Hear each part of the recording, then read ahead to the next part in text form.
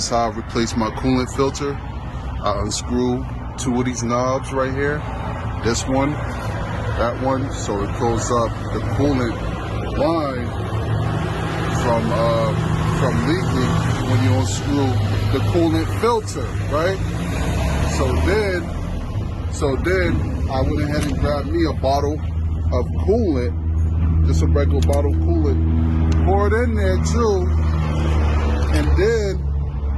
and then this is the old coolant filter that was leaking, that was old, and this is a new one, and that's how you do it.